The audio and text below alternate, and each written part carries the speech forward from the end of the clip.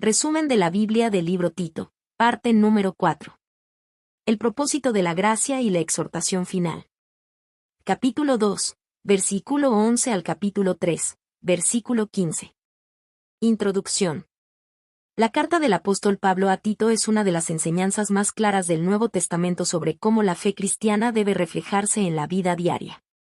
A lo largo de esta carta, Pablo no solo se preocupa por la organización de la Iglesia o por establecer líderes fieles, sino también por la transformación profunda que el Evangelio produce en el corazón de cada creyente.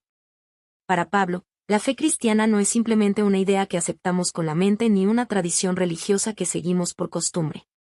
La fe es una realidad viva que cambia la manera en que pensamos, hablamos, actuamos y nos relacionamos con los demás. Después de ofrecer instrucciones sobre el carácter de los líderes y sobre la conducta de los diferentes grupos dentro de la comunidad cristiana, Pablo dirige ahora nuestra atención hacia el fundamento de toda esa vida transformada, la gracia de Dios. En Tito capítulo 2, versículo 11 al capítulo 3, versículo 15 encontramos uno de los mensajes más profundos y llenos de esperanza del Nuevo Testamento. Pablo explica que la gracia de Dios ha aparecido para traer salvación a todas las personas. Esta gracia no es un concepto abstracto ni una idea distante, es la manifestación del amor de Dios que se ha acercado a la humanidad para rescatarla, restaurarla y darle una nueva vida. Sin embargo, Pablo también deja claro que la gracia de Dios no solo tiene el propósito de salvarnos del pecado, sino también de enseñarnos a vivir de una manera diferente. La gracia educa nuestro corazón, transforma nuestro carácter y nos guía hacia una vida marcada por la justicia, la piedad y la esperanza. Por medio de esta gracia aprendemos a rechazar aquello que nos aleja de Dios y a abrazar una vida que refleje su verdad y su amor. La gracia nos enseña a vivir con dominio propio, a actuar con integridad y a esperar con confianza el cumplimiento de las promesas de Dios. En este pasaje, Pablo también recuerda a los creyentes que la transformación espiritual debe manifestarse en la forma en que tratamos a otras personas. Los cristianos están llamados a vivir con humildad, paciencia y respeto, evitando la arrogancia, la violencia y las discusiones que producen división. En lugar de responder al mal con mal, el pueblo de Dios debe reflejar la bondad y la misericordia que ha recibido. La vida cristiana se convierte así en un testimonio visible de la gracia que ha transformado el corazón. Además, Pablo ofrece exhortaciones prácticas para fortalecer la vida de la Iglesia. Anima a los creyentes a dedicarse a las buenas obras, a apoyar a los líderes que enseñan la verdad y a evitar los conflictos inútiles que solo generan confusión y división dentro de la comunidad. Estas palabras finales de la carta no son simplemente recomendaciones prácticas. Son una invitación profunda a vivir una vida que refleje la bondad, la misericordia y la verdad de Dios en cada aspecto de nuestra existencia. A través de este estudio descubriremos cómo la gracia de Dios transforma el corazón humano, cómo guía la conducta de los creyentes y cómo fortalece la unidad y el testimonio de la Iglesia. Más que un simple mensaje teológico, este pasaje nos recuerda que la gracia de Dios no solo cambia nuestro destino eterno, sino también nuestra manera de vivir cada día. Y al comprender el propósito de esa gracia, somos invitados a vivir con gratitud, humildad y fidelidad, reflejando en nuestra vida el amor del Dios que nos ha llamado a una nueva esperanza. El propósito de la gracia y la exhortación final. La gracia que trae salvación. En Tito capítulo 2, versículo 11, el apóstol Pablo declara una de las verdades más profundas y centrales del Evangelio. Porque la gracia de Dios se ha manifestado para salvación a todos los hombres. Con estas palabras, Pablo resume el corazón del mensaje cristiano. La salvación no comienza con el esfuerzo humano, ni con la búsqueda religiosa del hombre, sino con la iniciativa amorosa de Dios. La palabra gracia es uno de los conceptos más importantes de la fe cristiana. Se refiere al favor inmerecido de Dios, al amor que Él muestra hacia la humanidad aun cuando no lo merecemos. La gracia es el regalo divino que se ofrece libremente, sin que podamos ganarlo o comprarlo. Desde el principio de la historia humana, el pecado ha separado a las personas de Dios. La humanidad ha intentado encontrar sentido, redención y reconciliación por medio de sus propios esfuerzos, pero ninguna obra humana puede borrar la culpa ni restaurar completamente la relación con el Creador. Por eso, la gracia es tan extraordinaria. Dios no esperó a que la humanidad alcanzara la perfección. En lugar de eso, Él tomó la iniciativa para ofrecer salvación. Pablo nos recuerda que la salvación no es el resultado de nuestras buenas acciones ni de nuestros méritos personales. No depende de nuestro nivel de moralidad, de nuestras obras religiosas ni de nuestra capacidad para obedecer perfectamente la ley. La salvación es un regalo que Dios ofrece por medio de su amor y su misericordia.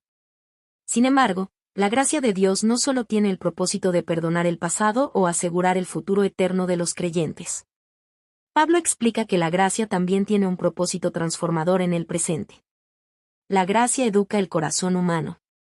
Pablo afirma que la gracia nos enseña a renunciar a la impiedad y a los deseos desordenados.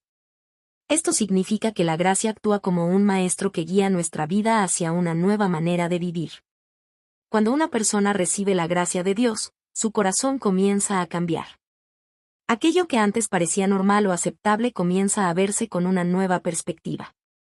El creyente aprende a rechazar lo que lo aleja de Dios y a buscar aquello que refleja la voluntad divina. La gracia nos enseña a vivir de manera sobria, justa y piadosa. Vivir sobriamente implica desarrollar dominio propio, aprender a controlar nuestros impulsos y actuar con sabiduría. Vivir justamente significa relacionarnos con los demás con honestidad, respeto y rectitud. Y vivir piadosamente significa mantener una relación sincera con Dios, reconociendo su presencia y buscando honrarlo en cada aspecto de nuestra vida.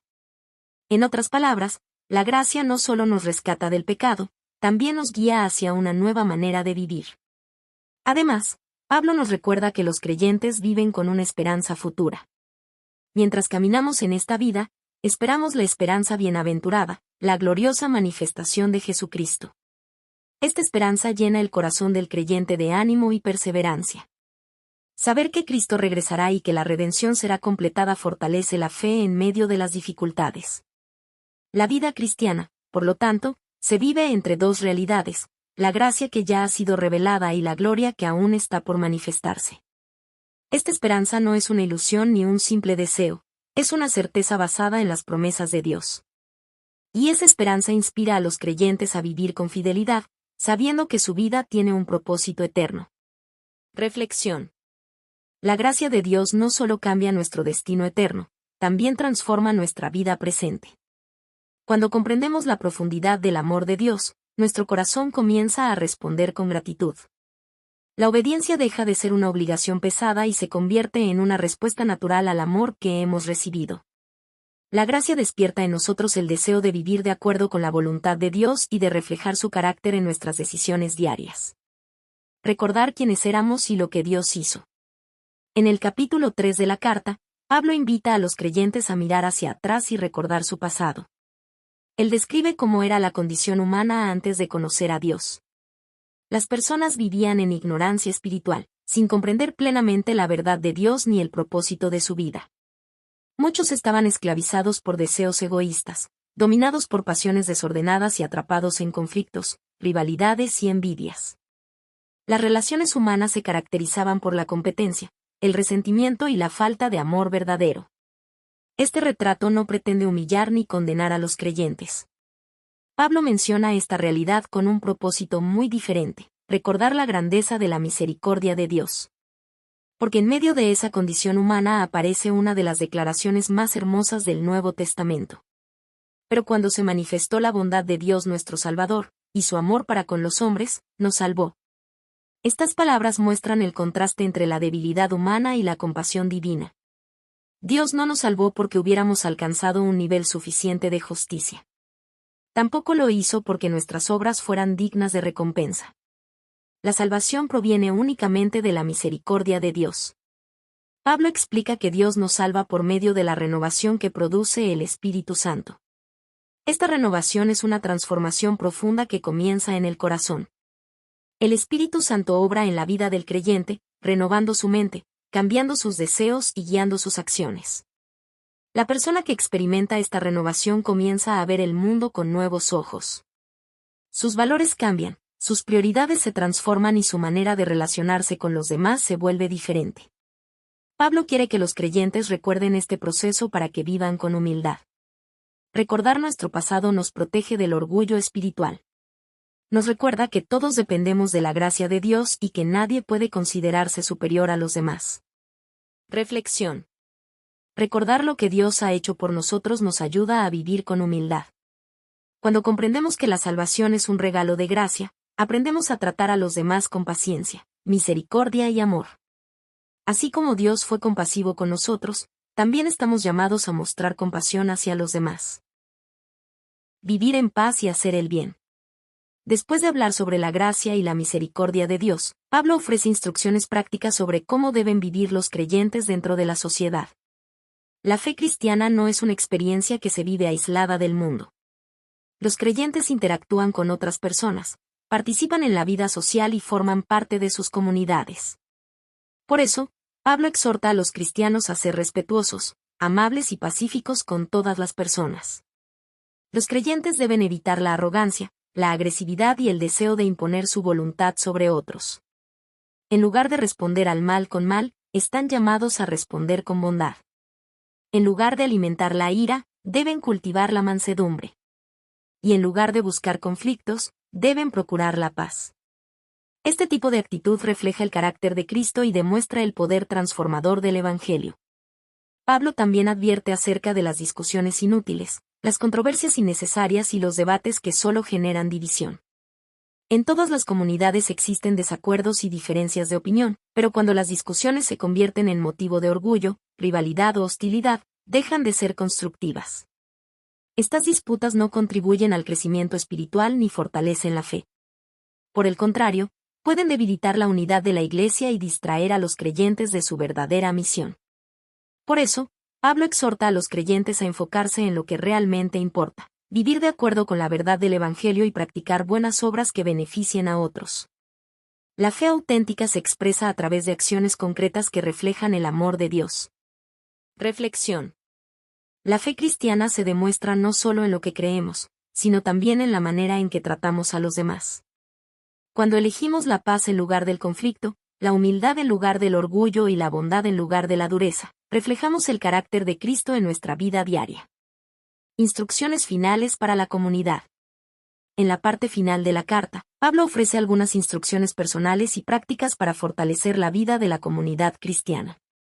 Estas palabras reflejan el espíritu de cooperación y unidad que debía caracterizar a la Iglesia.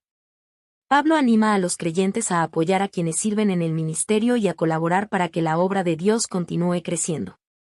La vida de la Iglesia no depende únicamente de unos pocos líderes, sino de la participación activa de toda la comunidad. Cada creyente tiene un papel importante en el desarrollo espiritual de la Iglesia. Pablo también recuerda la importancia de dedicarse a hacer buenas obras y de ayudar a quienes tienen necesidades. La fe cristiana no puede separarse del amor práctico hacia los demás.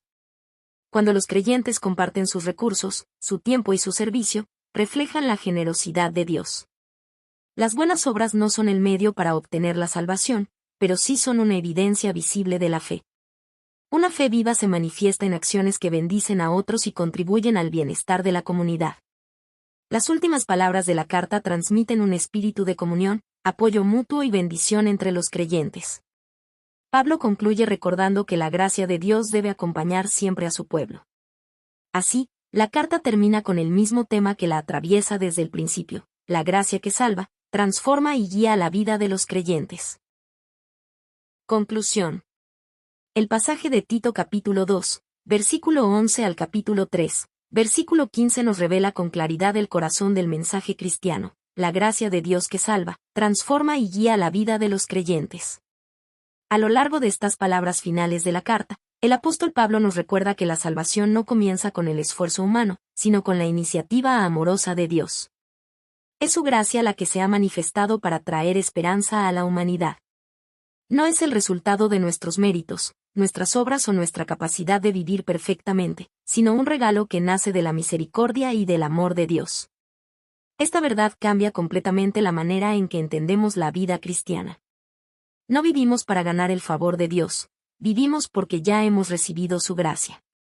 Sin embargo, Pablo también deja claro que la gracia no solo tiene el propósito de perdonar el pasado o asegurar el futuro eterno. La gracia también transforma el presente.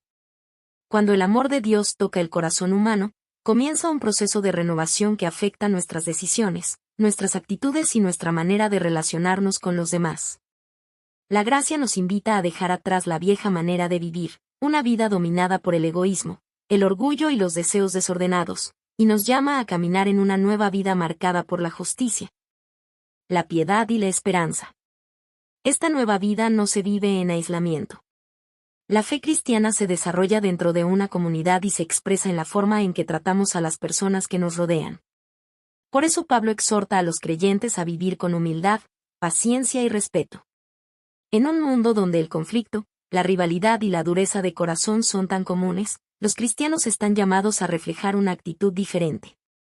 En lugar de responder al mal con mal, están llamados a responder con bondad.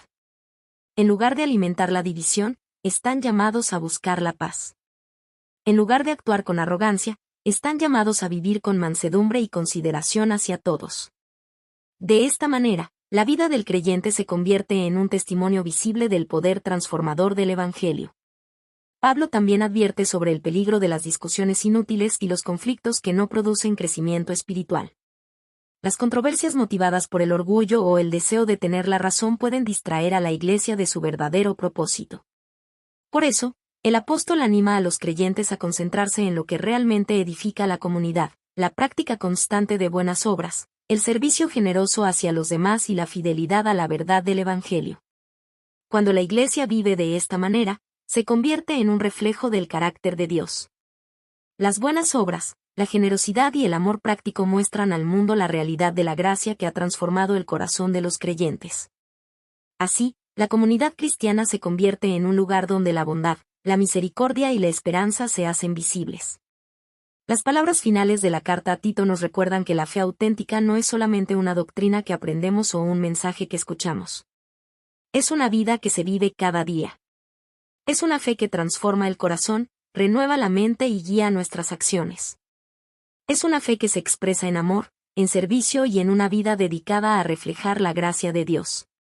Y mientras caminamos en esta vida, seguimos mirando hacia adelante con esperanza, esperando el cumplimiento pleno de las promesas de Dios.